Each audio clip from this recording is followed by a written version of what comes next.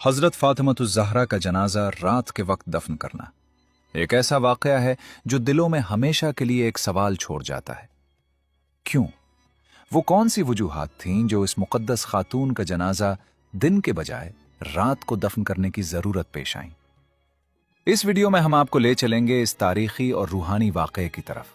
लिहाजा आपसे गुजारिश है कि वीडियो को आखिर तक ज़रूर देखिएगा। मदीना में वो रात आई थी जब जुदाई का दर्द दिलों को छू कर गुजर गया था, लेकिन जैसे ही दिन का सूरज उभरा, नए चैलेंजेस और नए गम साथ लाया था। सकीफा बनी साइदा में जब हजरत अबू बकर रजी अल्लाह अन्हो के हाथ पर बैत हो गई तो एक नई तारीख रकम हुई। मगर मदीना की फजा में छाई बेचैनी अभी खत्म नहीं हुई थी। खलीफा तो बन गए, लेकिन ऐसा लगता था कि बनी हाशिम अभी इस फैसले से मुतमईन नहीं है। रसूलुल्लाह सल्लल्लाहु अलैहि वसल्लम की तदफीन के बाद जब हजरत अली रजी अल्लाह अन्हो और बनी हाशिम अपने घरों को वापस लौटे तो ये सिर्फ नबी की जुदाई का गम नहीं था, बल्कि एक ऐसा तन्हाई का एहसास भी था जो अब उनका मुकद्दर बन चुका था। मदीना अब दो हिस्सों में तकसीम हो चुका था।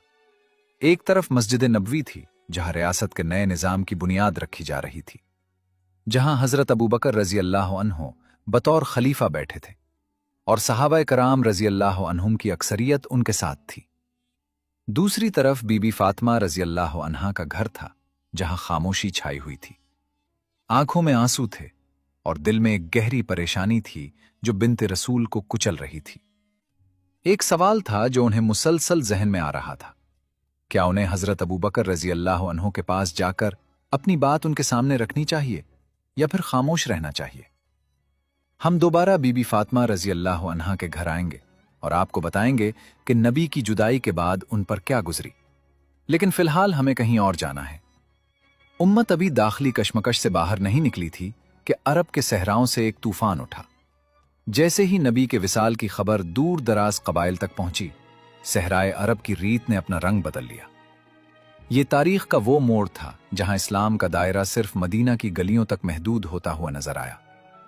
अब वो दिन गुजर चुके थे जब दुश्मन छुप कर बैठे थे। अब झूठे नबी खुलकर सामने आ गए थे। तो आइए मेरे साथ चलें नज्द की जरखेज जमीन यमामा में, जहां हजरत अबू बकर रजी अल्लाह अन्हु की खिलाफत के लिए सबसे पहला और सबसे बड़ा फितना सर उठा चुका था। ये वो जमीन थी जहां ठंडे साफ पानी के चश्मे, खजूरों के सरसब्ज बागात और गंदुम के सुनहरी खेत दूर दूर तक फैले हुए थे। आज इस सरजमीन की मिट्टी में खुशबू नहीं, बल्कि बगावत की बदबू फैल रही है। यहां एक चालबाज शख्स खड़ा है जिसने 40,000 का लश्कर तैयार कर रखा है और वो किसी भी लम्हे मदीना पर हमला करने के लिए तैयार है। खलीफा, तुम्हारे दिन गिने जा चुके हैं। मैं अजाब बनकर तुम्हारे शहर पर नाजिल होने वाला हूं।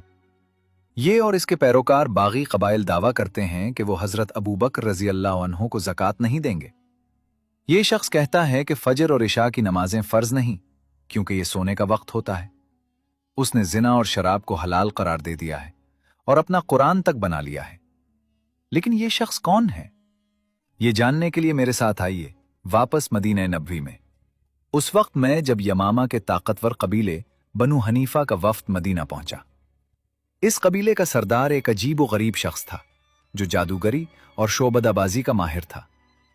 ये अल्फाज के साथ खेलने का फन जानता था और जब ये बात करता तो अल्फाज की ऐसी करिश्मा साजी करता कि सुनने वाला फौरन उसका दिली परस्तार बन जाता। ये शख्स अपना नाम मुसल्लमा बिन हबीब बताता था और जब ये रसूलुल्लाह सल्लल्लाहु अलैहि वसल्लम के सामने आया तो आपके हाथ में एक खुश्क खजूर की टहनी थी। मुसल्लमा ने इस्लाम कबूल करने के बदले में एक अजीब शर्त रखी। अगर आप मुझे अपने बाद का जानशीन और खलीफा बनाने का वादा करेंगे तो मैं इस्लाम कबूल करूंगा। नबी अकरम सल्लल्लाहु अलैहि वसल्लम ने उसकी इक़्तिदार की हवस देखकर खजूर की इस मामूली सी टहनी की तरफ इशारा करते हुए वो तारीखी जुमला फरमाया, ऐ शख्स, अगर तुम मुझसे खजूर की ये सूखी हुई लकड़ी भी मांगोगे तो मैं तुम्हें नहीं दूंगा। तुम वही हो जिसका अंजाम मुझे ख्वाब में दिखा दिया गया है। ये शख्स दरबार रिसालत से नाकाम वापस लौटा और मदीना से निकलते ही उसने अपना नकाब उतार फेंका। उसने दीन को तिजारत में तब्दील कर लिया। लोगों को अपनी तरफ मुतवज्जे करने के लिए कह दिया कि शराब हलाल है और लोगों ने उसकी बातों पर वाह वाह की। उसने फिर कहा जिना हलाल है और अय्याशों ने उसके गिर्द जमा होना शुरू कर दिया। फिर उसने कहा, नमाज़ें फर्ज नहीं, मैं तुम्हें माफ करता हूं। और उसके साथ मजीद लोग शामिल होने लगे। हद तो ये थी कि उसने कुरान के मुकाबले में अपनी वाहियात आयत तक बना ली। उसने हाथी के बारे में अपनी एक आयत तक बना डाली, अल्फेल वमा अदरा कम अल्फेल लहू ज़म्बुन वबीलुन व खुर्तूमुन तवील, यानी हाथी। तुम्हें क्या पता हाथी क्या है, उसकी लंबी साउंड है।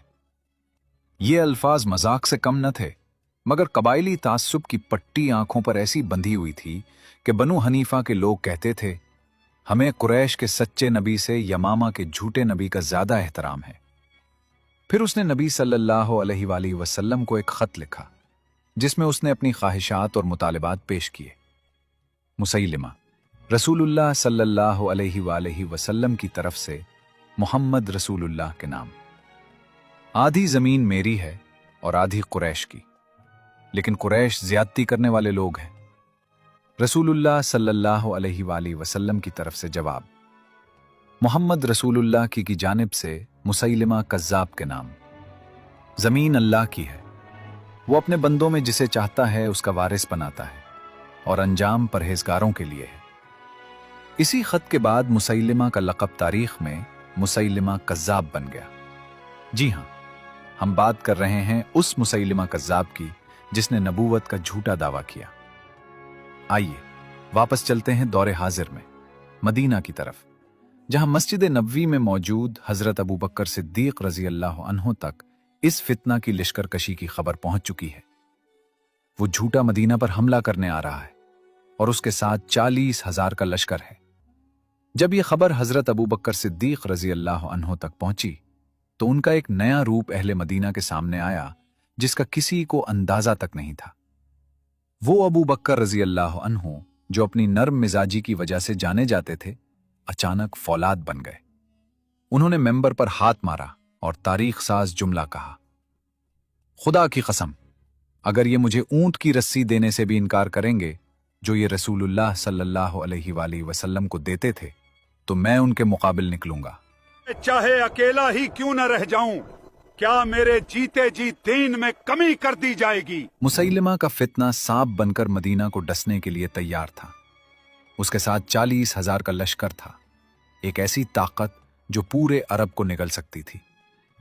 हजरत अबू बकर सिद्दीक रजी अल्लाह अन्हु जानते थे कि अगर आज ये सैलाब न रोका गया तो इस्लाम का नाम लेवा कोई न बचेगा।